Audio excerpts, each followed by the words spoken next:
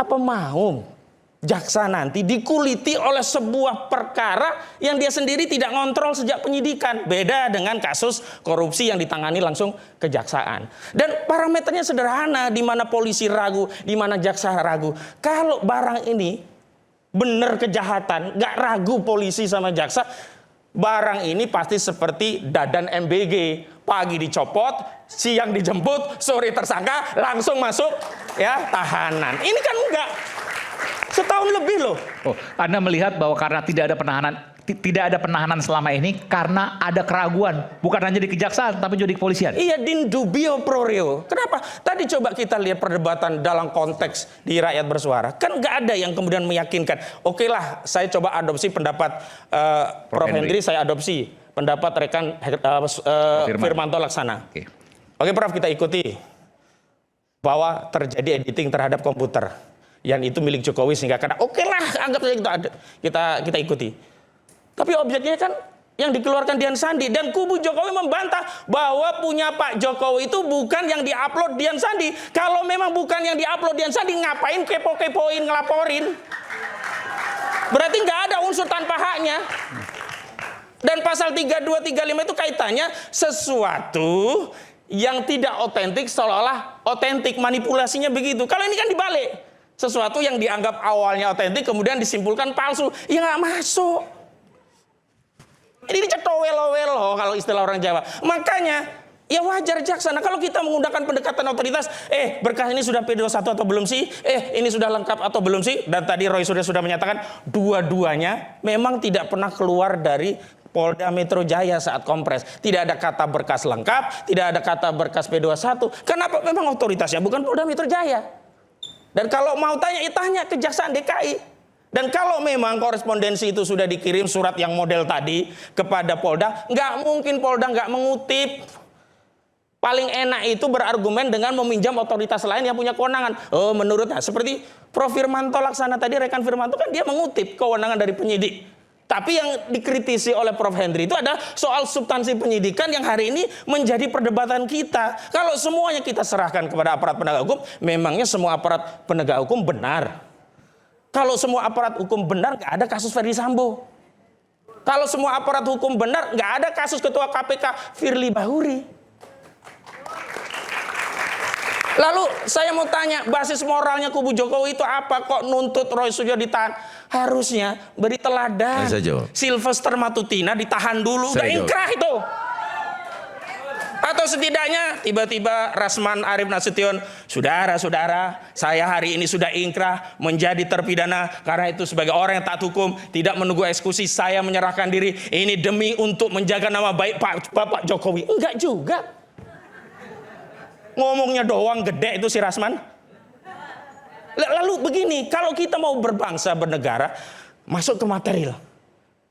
Kalau memang objektif, maka setiap temuan yang baik itu menguatkan penyidikan atau mendelegitimasi penyidikan karena dilihat oleh publik, semuanya diperiksa. Tidak tendensi hanya memeriksa saksi yang menguatkan untuk jadi tersangka. Ketika ada informasi saksi ini, wah ini jadi buyar nih penyidikan, nggak diperiksa. Contohnya Pak Rizal Fadilah dan rekan klien saya yang lain, Rustam Effendi. Salam juga buat Bu Kurnia, kawan-kawan semua, mohon maaf ya tadi lupa saya sebut. Nah, kenapa? Sudah disebut terbuka, nggak ada yang ditutupi. Aktornya ada, TKP-nya ada, aktor intelektualnya ada, proses hukum sudah bahkan dibawa ke Dumas, nanti jelaskan. Kenapa kok ngejarnya ke arah yang dilaporkan Saudara Joko Widodo? Makanya kalau kemarin dianggap mereka menuduh ada kekuatan besar yang menghalangi. Ya kami kalau cuma menuduh juga bisa katakan ada kekuatan besar yang memaksakan perkara ini untuk dilanjutkan meskipun ini bukan kejahatan. Kenapa? Ya kalau kita bicara tentang ini kejahatan, pertama peristiwanya, kan saya bicara kriminalisasi ya. Pertama peristiwanya memang kejahatan maka ditindak. Yang kedua, peristiwa itu dibatasi tentang apa yang menjadi objek utama kejahatan. Dalam hal ini saya setuju. Prof. Hadi katakan objek utamanya kan tentang fitnah, pencemaran, tentang ijazah yang dianggap asli dikatakan palsu. Kenapa muncul pasal 32? Nah ini yang disebut dengan kriminalisasi. Memasukkan delik-delik yang tidak relevan karena ada motif. Apa motifnya? Agar bisa ditahan. Kenapa? Oke. Karena kalau menggunakan pasal 310 dan 311 KUHP yang sekarang menjadi ya 433, 434 nggak bisa ditahan memang. Di bawah 5 tahun. Di bawah 5 tahun. Oke. Lah kalau sudah begini, pertanyaan saya sederhana kepada seluruh rakyat. Ridho kita hukum kita dibuat seperti ini? Mau kita hukum kita tidak punya wibawa hanya karena apa? Pemaksaan kehendak orang tertentu agar hukum berjalan sesuai kehendak. Apa buktinya? Buktinya adalah ada restoratif justice, perkara tetap jalan.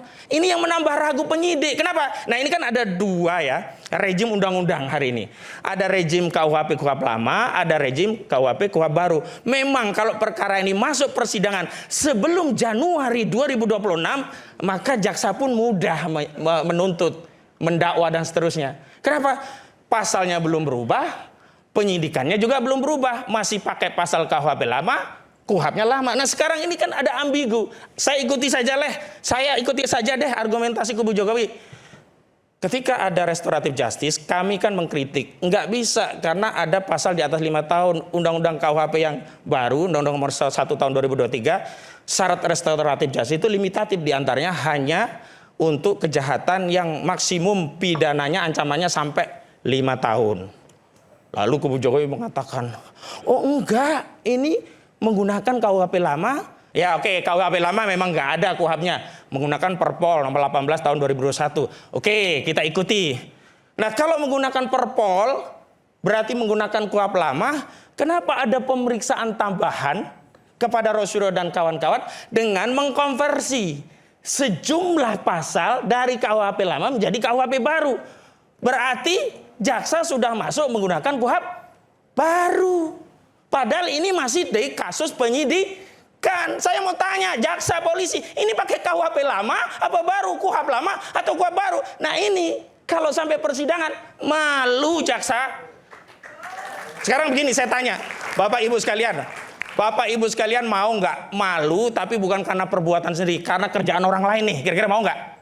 Ya kagak mau, dan jaksa hari ini nggak mau. Oke. Jadi malu Anda karena ada kerjakan penyidikan yang nggak benar. kesimpulan bahwa tidak akan mungkin P21 kurang lebih begitu? Tidak mungkin. Oke, baik. Nah, memang lagi kalau mungkin memang hari ini makin mengkonfirmasi bahwa negara kita bukan negara hukum, negara kekuasaan, bahwa benar narasi yang kita bangun memang ini kriminalisasi dipaksakan dan aktornya itu adalah kubu Joko Widodo. Terima kasih. Fitnah lagi itu.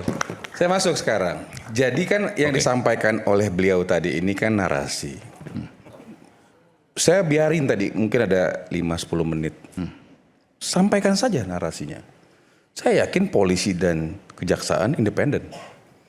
Tidak akan mempengaruhi apa yang disampaikan beliau ini. Tapi saya mau menyampaikan karena saya di sini kuasa hukumnya Pak Jokowi. Jangan sampai saudara menyampaikan hal-hal yang sebenarnya tidak benar juga.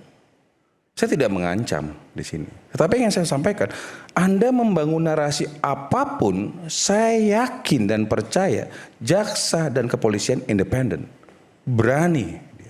Kalau memang waktu yang nanti harus ditahan, ditahan. Kalau nanti memang sudah waktunya dilimpah tahap 2, pasti akan diserahkan kepada kejaksaan. Seperti itu. Jadi silakan, saya stop. Even 1 detik pun rekan saya ini. Tidak. Tetapi apa yang dibangun sama beliau itu narasi-narasi kosong menurut saya. Narasi kosong. Kosong. Karena kenapa? Persangkaan-persangkaan lagi dibangun bla bla bla. Termasuk keyakinan tadi bahwa jaksa dan polisi kosong. Kan tadi saya sudah sampaikan bahwa polisi dan kejaksaan independen. Tentu mereka sudah memiliki pandangan. Kalau tadi logika yang kemudian disampaikan tidak ada penahanan sampai sekarang itu mengindikasikan bahwa penegak hukum ragu. Apakah ada di dalam hukum acara? Kalau gue ragu, gue nggak tahan. Apa ada? Jadi ini kan narasi, ya, lagi menari, ya silakan aja. Ya tentu, ya wajar, menari ke sana kemari wajar. Tetapi yang saya sampaikan narasi apapun yang dibangun seperti apapun.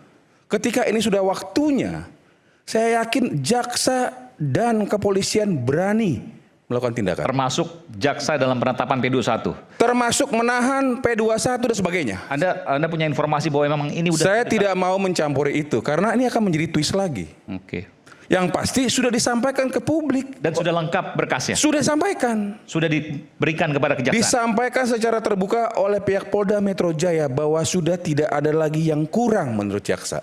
Masalah teknik Menurut polisi, menurut jaksa? itu menurut polisi kan disampaikan oleh Sudah tidak ada lagi yang kurang menurut jaksa. menurut jaksa? Sudah lengkap kira-kira gitu. Oke, artinya P21 dong. Nah, tadi saya bilang, ini kan bicara masalah formulir. Ya. Tadi kan disampaikan itu formulir kejaksaan. Tadi disampaikan juga bahwa itu kelengkapannya. Iya, itu kan tapi belum diperiksa. Bukan, itu kan ditujukan kepada internal penyidik. Enggak, sebentar. Yang dinyatakan lengkap tuh checklistnya atau dokumennya sudah sempurna. Itu kan istilah dari pihak kejaksaan mengatakan bahwa seluruh proses ini sudah lengkap. Oke. Maka apakah sudah dikirim atau tidak kan kita nggak tahu nih Ini sekarang. menarik. Jadi dikatakan lengkap itu kita jangan berpikir bahwa dokumennya semua dinyatakan sudah lengkap dalam artian bahwa udah siap di persidangan. Tapi bisa juga checklistnya. Surat A, surat B, surat C, kelengkapan A, kelengkapan B, kelengkapan C. Begitu ya? Saya tidak mau menganalisa karena saya hanya mau menyampaikan apa yang disampaikan oleh pihak Polda Metro Jaya bahwa jaksa tidak lagi mengatakan ada yang kurang. Kan itu bahasa tadi kan disampaikan di pertama kita. Sehingga saya tidak mau ikut menari-nari di situ. Tapi saya yakin dan percaya polisi dan jaksa berani